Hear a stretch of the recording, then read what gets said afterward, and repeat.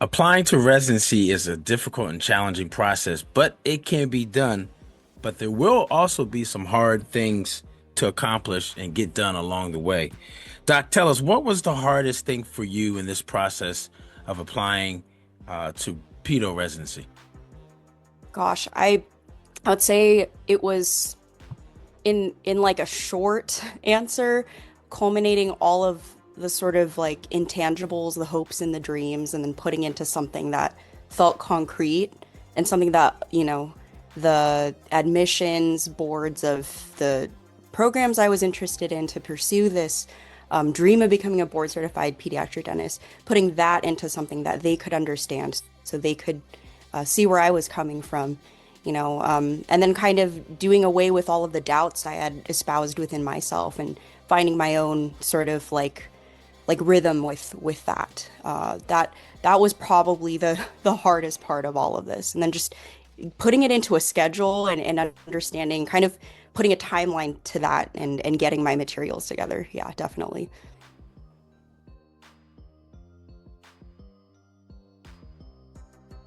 What's the best way to prepare an application for pediatric dentistry residency? How many schools or programs should you apply to? Uh, Oh, how do you get your interviews? How do you prepare yourself for the interviews? How do you rank your programs? What are some tips and advice that you should implement during this process and this journey? All of those answers to those questions are coming up as we talk to a dental student who just matched into pedo on her way of becoming a board certified pediatric dentist. So stay tuned. Hey, this is Dr. Darwin, a new dentist coach, with another episode of Ask Dr. Darwin on the New Dentist Podcast Show, where we talk about getting into dental school, getting into residency, and life as a new dentist.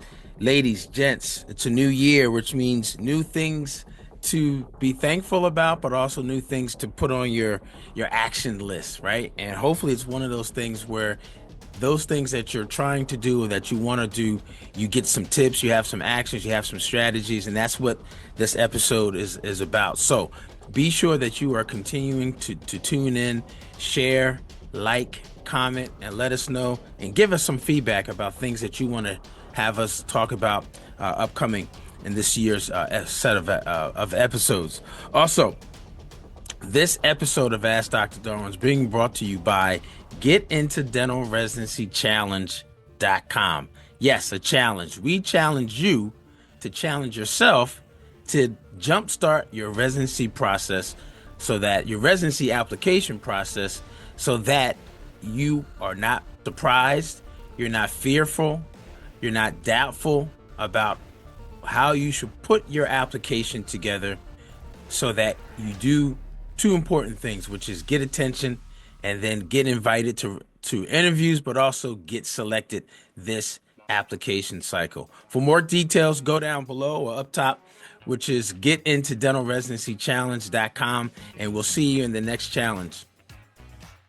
So today we're going back to the West Coast. We've had some successful not success yeah, there've been some successful actions that people have been implementing and celebrating and getting into residency. Today we're talking with D4, about to be Dr. Isabella idea. And Doc, please introduce yourself for those that are meeting you for the first time, and just give us a little bit about your background as well. awesome. Hey, everyone. Thanks first and foremost, Dr. Darwin, for allowing me to be a part of this process, for aiding me through this process. My name is Isabella Cecilia Dumawidea, but you can call me Bella for short. As Doc said, I am a fourth year at Loma Linda University School of Dentistry.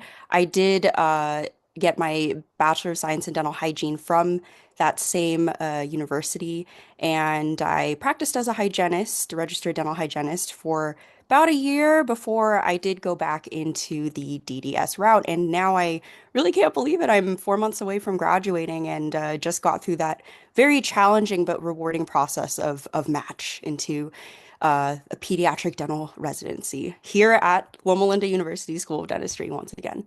I can't Awesome. believe it. Yeah. Yeah, you are glowing, Doc. You're glowing. You're glowing. I mean, not that Thank you weren't glowing you. before, but you got a special glow now because you got this, you know, one step closer to becoming a board certified pediatric dentist by Matchins. I want to say congratulations, and we want to know all the things and um how you did it. So let's get started. Let's just jump in. After submitting your application to all 19 programs, the next step is really the reason why you put your application together, really. Yes, The yes. first immediate step is to get an interview, right? Hmm. Give them every reason why to invite you to an interview. So let's talk a little bit about interviews because I know you were doing some traveling and then Oh, yeah. it got to the point where you were like, you know what, I'm not going there because I just went over here and I've had some changes and I'm not too concerned about this area of the country. I want to focus more on here. So let's talk about interviews. How many interviews did you get? What were the interview days like? What were some of the strange questions they asked as well? So how many interviews? Tell us a little bit about your interviews.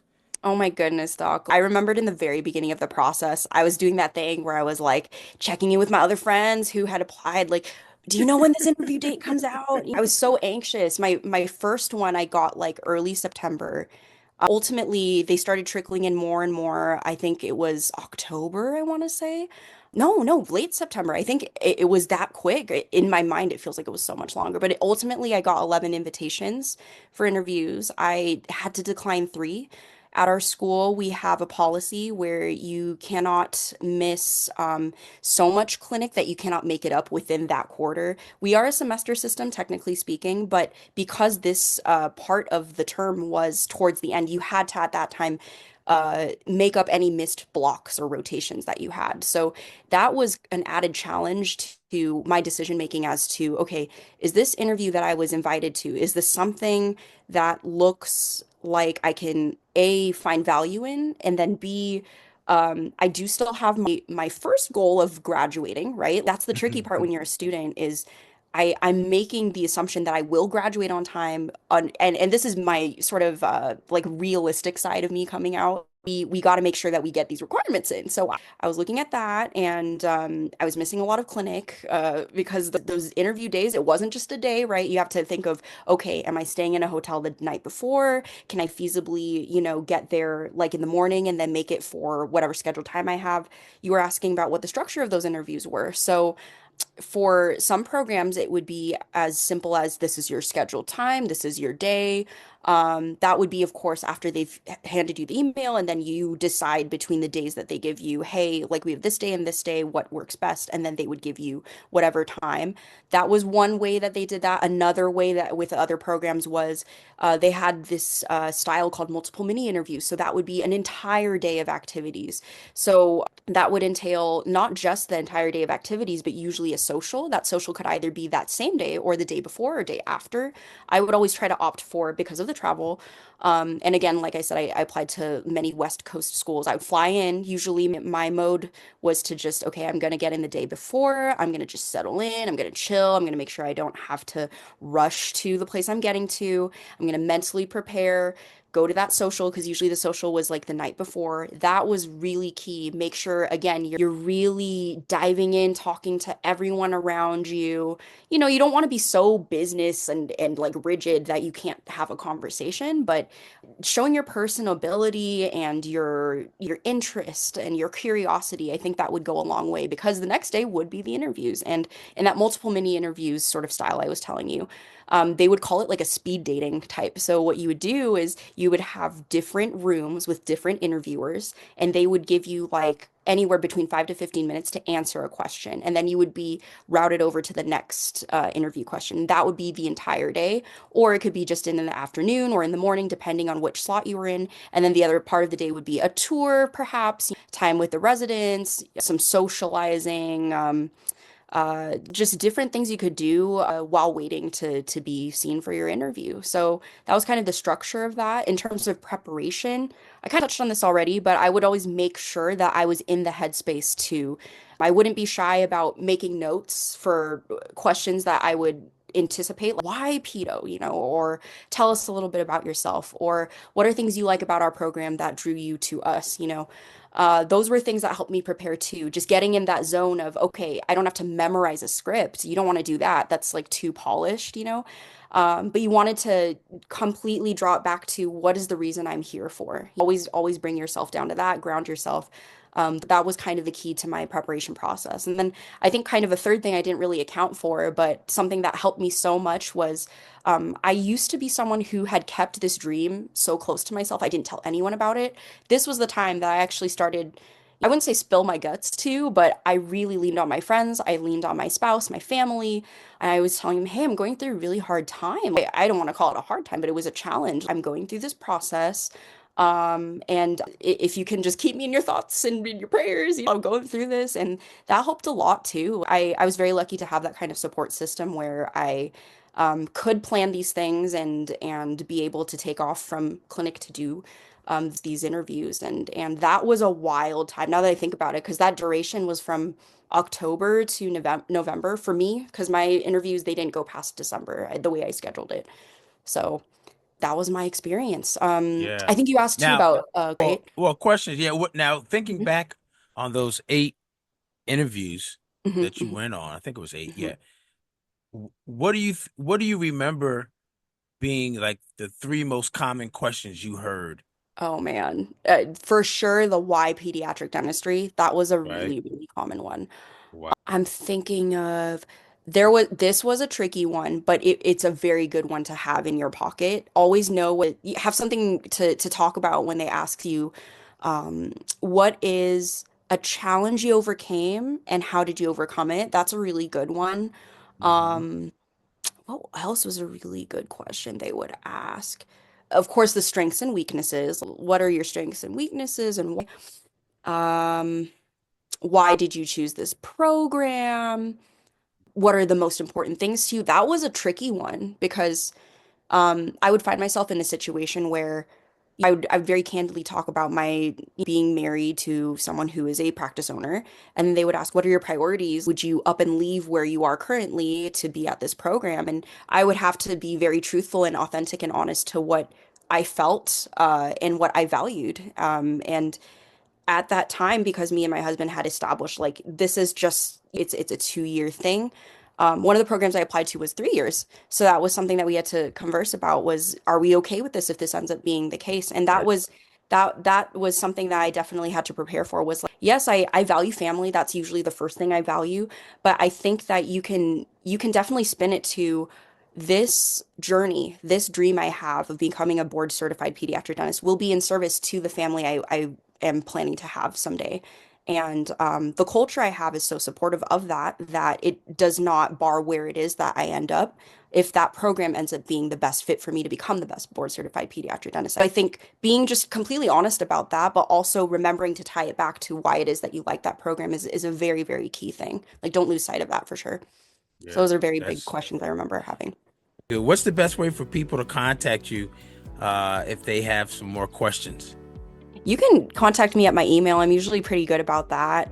It's just my name, isabella.cd.idea, like I have an idea, at gmail.com. That's a really good way for me to do that. There you go, right there. Isabella.cd.idea At at Gmail. gmail.com. We'll put Hmm. that down. If you guys look down in the narrative and also on the screen here, you'll see the correct spelling. Well, again, congratulations. It's Thank been you a so much. process. It's been a Yes. process to a successful match in pediatric dentistry, and you are on. Well, you've been on your way to Yeah. Oh, pedo. This is thanks. just more of an official notification of you matching, right? Of you matching into Yes. pedo. So continued success to you. We'll keep in touch, especially after the first, or maybe before the first year, just to see how you're Yeah. surviving pedo. Because the hard part, well, the easy part is done, right? Yeah. It's getting in. It may not seem Yeah. easy, but now it's time for the hard part. Now you got to get through it. Getting Now it. you got to survive. So we want to make sure and check up on you, make sure that you're surviving and doing well. So again, Yeah. thanks and continued success to you. And to you that are listening, to all of you that are listening and watching, go to the next episode. Go to the next episode right now. Go, go, go.